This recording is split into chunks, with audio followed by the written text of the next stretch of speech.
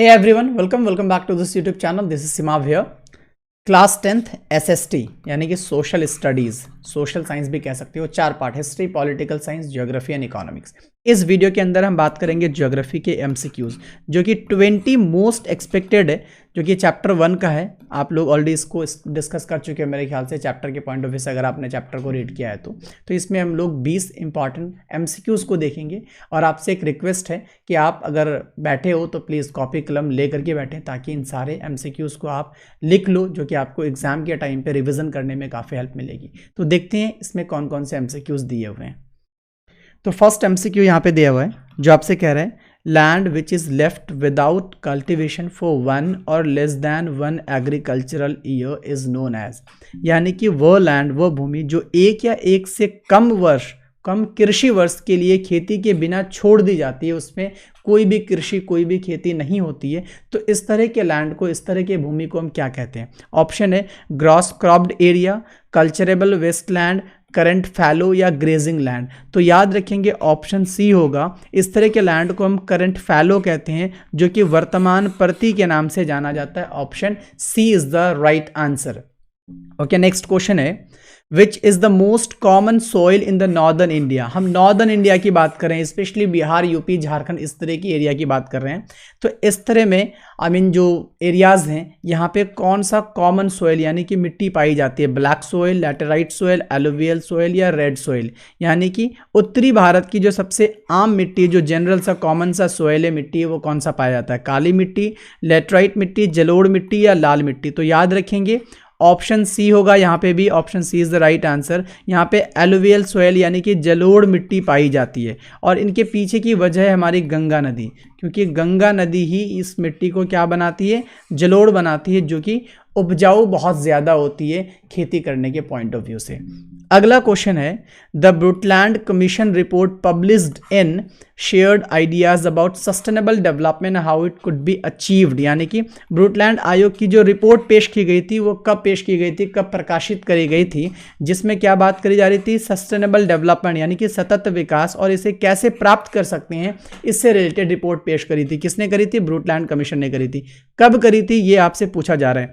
1997 में, 1987 में, 1992 में या 1977 में। सो आपने याद रखनी है ऑप्शन बी आपका राइट आंसर होगा। 1987 में आपका ये ब्रुटलैंड कमीशन क्या करा था? अपनी ये रिपोर्ट पेश की थी, जो था आपका सस्टेनेबल डेवलपमेंट को लेकर के, और इसे कैसे हम अचीव कर सकते हैं, सतत विकास को, इससे रिलेटेड रिपोर्ट पेश की थी 1987 में। कौन किया था? ब्रुटलैंड कमीशन ने करी थी। अगला क्वेश्चन देखते हैं यहाँ पे, the main cause of land degradation. Main cause of land degradation कहाँ? पंजाब में, हरियाणा में एंड वेस्टर्न उत्तर प्रदेश, यानी कि पश्चिमी उत्तर प्रदेश में। पंजाब, हरियाणा और पश्चिमी उत्तर प्रदेश में भूमि निम्नीकरण यानी कि लैंड डिग्रेडेशन होने की सबसे बड़ी वजह यानी मुख्य कारण क्या है? माइनिंग है, ओवर इरिगेशन है, डिफॉरेस्टेशन है, या फिर ओवर ग्रेजिंग है? क्या उसकी वजह खनन है, या बहुत ज़्यादा सिंचाई है, या बहुत ज़्यादा वनों की कटाई है, या फिर अत्यधिक चढ़ाई कर दी जाती है, इस वजह से वहाँ पे लैंड डिग्रेडेशन होती है? तो याद रखेंगे option B is the right answer. Over irrigation, बहुत ज़्यादा सिंचाई कर देने की वजह से पंजाब, हरियाणा और वेस्टर्न उत्तर प्रदेश जैसे इलाकों का लैंड डिग्रेडेशन होना शुरू हो गया है। और ये तब से हो रही है जब हरित क्रांति आई थी। हरित क्रांति आने के बाद से वहाँ पे सिंचाई की व्यवस्था कुछ ज़्यादा कर दी गई, क्योंकि सिंचाई ज़्यादा करने से फसलों की उत्पादन में बहुत ज़्यादा बढ़ोतरी हुई थी, और उनका रिजल्ट ये निकला है कि वहाँ पर लैंड डिग्रेडेशन देखने को मिल रहा है पंजाब, हरियाणा और वेस्टर्न उत्तर प्रदेश के इलाके में। और इन्हीं 3 इलाके में स्पेशली हरित क्रांति को भी अप्लाई किया गया था। ये बात आपने याद रखनी है। अगला सवाल है blank was the famous Indian freedom fighter who made an important observation about resource conservation. यानी कि एक भारत के प्रसिद्ध स्वतंत्रता सेनानी थे, जिन्होंने संसाधन संरक्षण के बारे में क्या करा था? एक महत्वपूर्ण टिप्पणी की थी, एक बात कही थी, और वो बात थी there is enough for everybody's need and not for everybody's greed. यानी कि हर किसी की ज़रूरत के लिए पर्याप्त है क्या चीज़? संसाधन। पर्याप्त संसाधन है अगर सब किसी की ज़रूरत आए तो, ज़रूरत पूरी करने के लिए। लेकिन अगर बात करें लालच की, यानी किसी किसी के लालच के लिए नहीं है। तो ये कथन, ये बात किसने कही थी? महात्मा गांधी ने, जवाहरलाल नेहरू ने, सुभाष चंद्र बोस ने या डॉक्टर BR अम्बेडकर ने? तो यह बात याद रखना है आपने कि ये इंपॉर्टेंट टिप्पणी जो की थी ये महात्मा गांधी ने करी थी। कौन करी थी? महात्मा गांधी, जो हमारे भारत के राष्ट्रपिता के नाम से जाने जाते हैं, महात्मा गांधी जी। क्या कहा था? There is enough for everybody's need and not for anybody's greed, यानी कि हर किसी की जरूरत के लिए पर्याप्त है संसाधन, लेकिन किसी के लालच के लिए नहीं है। यह बात कही थी महात्मा गांधी ने, यह बात आपने याद रखनी है। अगला सवाल है India's territorial water extends up to a distance of, यानी कि भारत की क्षेत्रीय जल कितनी दूरी तक फैला हुआ है? 12 किलोमीटर तक, 12 नॉटिकल माइल तक, या 19.2 माइल्स तक, या 200 नॉटिकल माइल्स तक? तो याद रखना है option B is the right answer. 12 nautical miles तक इंडियाज टेरिटोरियल वाटर क्या है? एक्सटेंड है, फैला हुआ है। अगला क्वेश्चन है number 7, the state of Rajasthan is very well endowed with solar and dash energy but lakhs of water resources, यानी कि राजस्थान एक भारत का राज्य है जो कि भारत का सबसे बड़ा राज्य है क्षेत्रफल की दृष्टि से। तो इसके पास सौर और वो कौन सी ऊर्जा बहुत समृद्ध है, लेकिन जल संसाधन की अभाव है। तो देखो पहली बात कही जा रही है कि लैक ऑफ वाटर रिसोर्सेज, तो इस पॉइंट ऑफ व्यू से हाइड्रो तो खत्म हो जाएगा और टीडल एनर्जी, यानी कि दोनों के दोनों पानी वाली चीजें तो खत्म ही हो गया। ऑप्शन हम हटा सकते हैं, बचा जियोथर्मल एंड विंड। तो याद रखेंगे जियोथर्मल स्पेशली पहाड़ी इलाकों में होता है और राजस्थान में पहाड़ बहुत कम है, राजस्थान में ज्यादातर है डेजर्ट, यानी बालू ही बालू। यानी इंडिया का जो लार्जेस्ट डेजर्ट है थार डेजर्ट, वो भी आपका राजस्थान में ही लाई करता है। सो इस पॉइंट ऑफ व्यू से क्या हो जाएगा? ऑप्शन सी, जो कि हवा की मात्रा बहुत ज्यादा है, विंड एनर्जी बहुत ज्यादा है, कहां पे? राजस्थान में। सो इस पॉइंट ऑफ व्यू से आपका ऑप्शन सी आपका क्या हो जाएगा? सही हो जाएगा। यह बात आपने याद रखनी है। अगला क्वेश्चन है नंबर 8 में, materials in the environment that which have the potential to satisfy human needs but human beings do not have appropriate technology to access them are called, यानी कि पर्यावरण में वे सामग्री यानी चीजें जिसमें मानव की आवश्यकताओं को पूरा करने की क्षमता होती है, लेकिन मानव के पास उतनी क्या नहीं है? तकनीक नहीं है, जिसकी वजह से वो उन सारी चीज़ों को क्या कर सके? यूज़ कर सके। तो ऐसे रिसोर्सेज को यानी ऐसे संसाधन को क्या कहते हैं? पोटेंशियल रिसोर्सेज कहते हैं, या स्टॉक कहते हैं, या डेवलप्ड रिसोर्सेज बोलते हैं, या रिजर्व्स बोलते हैं। तो याद रखना ऐसे संसाधन को हम स्टॉक कहते हैं। क्या कहते हैं? स्टॉक कहते हैं। अब इस स्टेटमेंट से ही हमको समझ में आ रही है वो ऐसी चीज़ें जो मानव की जो आवश्यकता है यानी ह्यूमन नीड्स जो होती है उसको फुलफिल करती है, उसको पूरा करता है, लेकिन इंसान के पास उतनी टेक्नोलॉजी नहीं है कि उन सारी चीज़ों को एक्सेस कर सके, उसको प्राप्त कर सके, उसका यूटिलाइज करके अपनी ज़रूरतों को पूरी करें। ऐसे चीज़ों को, ऐसे रिसोर्सेज को हम क्या कहते हैं? स्टॉक कहते हैं। एंड इन फ्यूचर अगर हम उतनी टेक्नोलॉजी बिल्डअप कर पाते हैं तो डेफिनेटली इन सारे स्टॉक्स को यूज़ करके यानी कि वहाँ से हम अपने रिसोर्सेज को प्राप्त करके यूज़ करेंगे। तो ऐसे को हम क्या बोलेंगे? स्टॉक बोलेंगे। ये बात आप याद रखोगे। एग्जाम्पल के तौर पर अंटार्कटिक के बारे में सब कोई जानते हैं। तो अंटार्कटिक बर्फ से ढकी हुई है टोटली, लेकिन एज्यूम क्या होता है कि उसके नीचे में बहुत सारे ऐसे रिसोर्सेज दबे हैं जिसका ह्यूमन बीइंग्स क्या कर सकते हैं? ह्यूमन उसको एप्रोप्रिएटली यूज कर सकते हैं। चलते हैं अगला सवाल में। नंबर 9 है, the Rio convention endorsed the global forest principles and adopted dash for achieving sustainable development in the 21st century, यानी कि रियो कन्वेंशन हुई थी आपके, वैश्विक वन सिद्धांतों का समर्थन भी किया था उन्होंने, और 21वीं सदी में सतत विकास को प्राप्त करने के लिए यानी सस्टेनेबल डेवलपमेंट को प्राप्त करने के लिए उन्होंने क्या चीज को अपनाया था? एजेंडा 20 या एजेंडा 21 या एजेंडा 19 या एजेंडा 22। तो आपको अच्छी तरह से आपके चैप्टर में दिया हुआ है, चैप्टर फर्स्ट में ही एजेंडा 21 नाम का एक आपको क्या किया गया था? घोषणा पत्र को अडॉप्ट करी गई थी। यह बात आपने याद रखनी है। अगला क्वेश्चन है number 10, in which of the following state is black soil found, यानी कि वो कौन सा स्टेट है यहाँ पे एग्जाम्पल के अकॉर्डिंग कि जिसमें आपका ब्लैक सॉइल क्या किया जाता है? पाया जाता है। जम्मू कश्मीर जो कि आपका स्टेट था अब नहीं है, अब ये यूटी में कन्वर्ट हो चुका है, तो इसे आप क्रॉस करो। आगे बोल रहे हैं गुजरात, राजस्थान और झारखंड। तो याद रखेंगे राजस्थान भी नहीं होगा क्योंकि यहाँ पे आपका ब्लैक सॉइल नहीं, यहाँ पे टोटली आपका डेजर्ट है, तो यहाँ पे सैंड सॉइल ज़्यादा मिलेगा आपको। और झारखंड जो कि नॉर्थ इंडिया का पार्ट है, तो इसमें ज़्यादातर आपको जलोढ़ मिट्टी यानी कि एलुवियल सॉइल देखने को मिलेगा। तो यहाँ पे एक ही ऑप्शन बचता है, ऑप्शन बी, जो कि गुजरात होगा। यहाँ पे ब्लैक सॉइल की अमाउंट पाई जाती है, तो Gujarat is the right answer. अगला सवाल है, in which one of the following state is terrace cultivation practice. तो याद रखना ये कल्टीवेट करने का एक मेथड है जो कहाँ करी जाती है, कौन से स्टेट में, कुछ स्टेट के नेम दिए गए। तो इसका एक ऑप्शन याद रखना है कि यहाँ पे टेरेस कल्टीवेशन जो होती है वो स्पेशली माउंटेनियस एरियाज में होता है, यानी कि माउंटेन वाले जितने रीजन हैं वहाँ पे देखने को मिलेगा। तो पंजाब देखते हैं जो कि माउंटेन के पॉइंट ऑफ व्यू से नहीं है, प्लेन्स ऑफ उत्तर प्रदेश जो कि नहीं है, हरियाणा जो कि नहीं है, तो एक ही स्टेट बचता है Uttarakhand. So option D is the right answer. Uttarakhand में आपको माउंटेनियस एरियाज काफ़ी देखने को मिलेंगे और उधर टेरेस कल्टिवेशन बहुत ही अच्छे से करी जाती है। अगला सवाल है, इन जून 1922 यानी कि जून 1992 में more than 100 heads of state यानी कि 100 से भी ज्यादा देशों के लोग क्या किए थे, मुलाकात की थी, मेट इन ब्राजील, क्योंकि ब्राजील एक कंट्री है, ठीक है, याद रखना है, for the first international earth summit, यानी कि जून 1992 में पहले अंतर्राष्ट्रीय पृथ्वी दिवस यानी कि इंटरनेशनल अर्थ समिट, फर्स्ट इंटरनेशनल अर्थ समिट के लिए 100 से भी ज़्यादा, 100 से भी ज़्यादा देशों की राष्ट्र अध्यक्षों ने क्या किया था, मिला था कहाँ पे, ब्राज़ील में। तो ये ब्राज़ील के कौन से शहर में मिला था, ये क्वेश्चन कहा जा रहा है।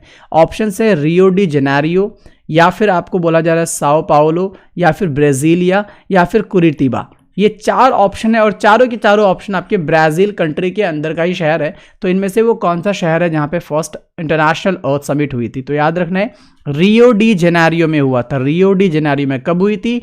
1992 यानी 1992 को हुआ था। मंथ पूछा जाए तो जून बताना है।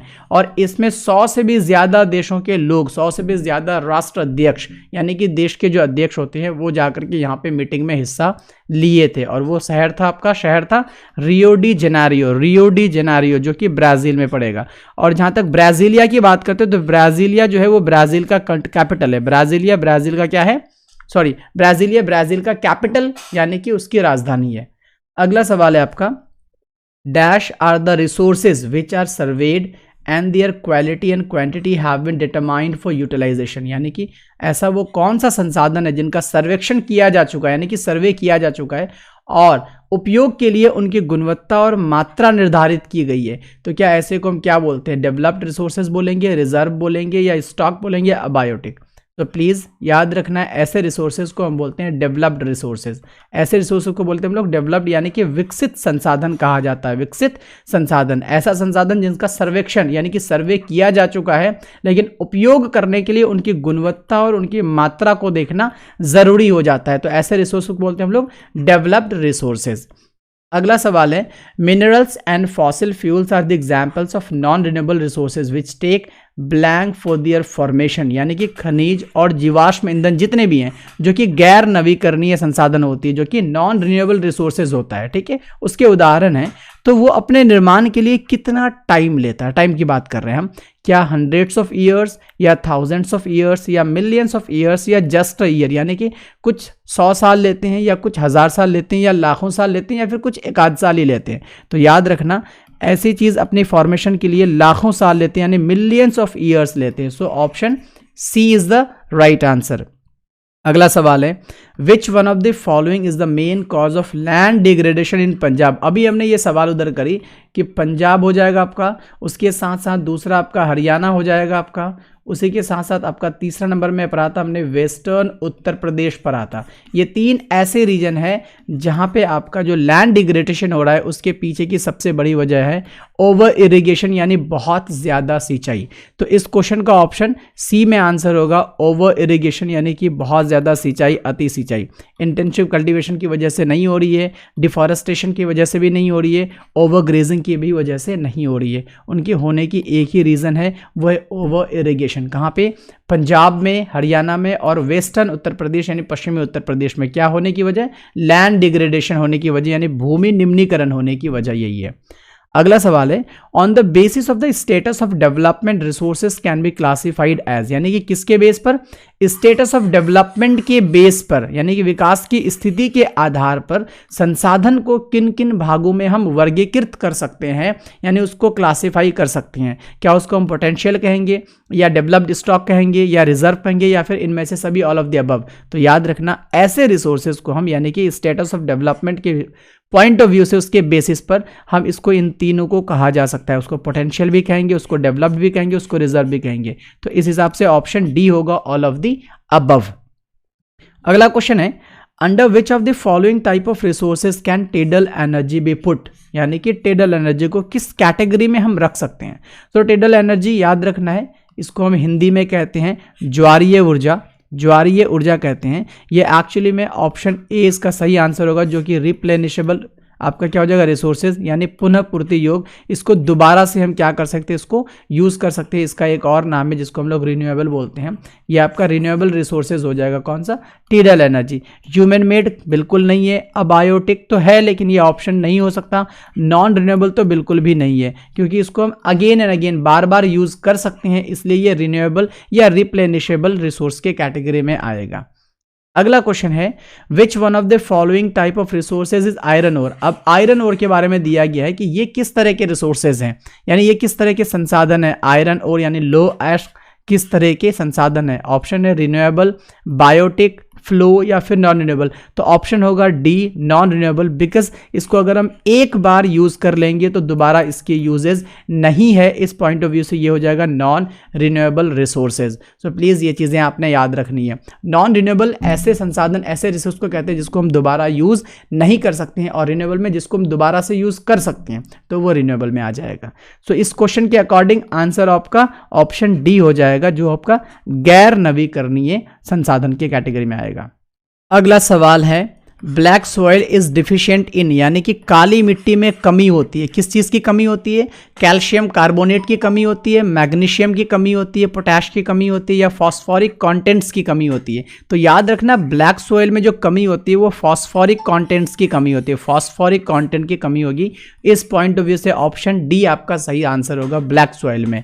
अगला सवाल है जो कि इस सेशन का लास्ट क्वेश्चन है, यानी इस वीडियो का 20 में कह रहा है land that is left uncultivated for more than 5 agricultural years is called, यानी कि एक ऐसी भूमि जो 5 कृषि वर्षों से अधिक समय तक क्या है बंजर पड़ी रहती है, तो ऐसी भूमि, ऐसी लैंड को हम क्या कहते हैं। ऑप्शन है पास्च्योर लैंड, दूसरा है कल्चरेबल वेस्ट लैंड, या फिर बैरन लैंड, या करंट फैलो, यानी उसे हम क्या कहेंगे, चारागाह भूमि कहेंगे, या कृषि योग्य बंजर भूमि बोलेंगे, या बंजर भूमि बोलेंगे, या वर्तमान प्रतिभूमि। तो याद रखना ऐसी ज़मीन जो पिछला 5 साल से 5 कृषि वर्षों से अगर ऐसे ही पड़ा हो अनकल्टिवेटेड, तो ऐसे लैंड को हम बोलते हैं culturable waste land, culturable waste land कहा जाता है, जो कि होती है कृषि योग्य बंजर भूमि कहा जाता है। इस पॉइंट ऑफ व्यू से ऑप्शन बी आपका सही आंसर होगा। तो ये आपका इस सेशन का लास्ट क्वेश्चन था। होप कि आपको अंडरस्टैंडिंग हो गई होगी completely.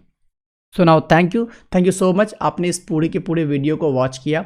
And most importantly last में सजेस्ट करूंगा कि प्लीज़ आप लोगों की प्रिपरेशन कंटिन्यू रहनी चाहिए। एंड आपका एग्जाम बहुत नज़दीक है, आपका प्री होने वाला है, एंड देन कुछ दिनों के बाद आपका बोर्ड भी होगा।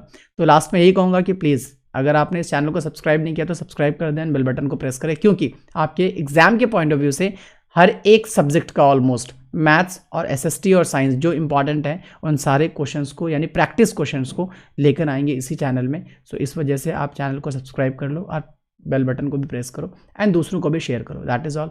Thank you so much.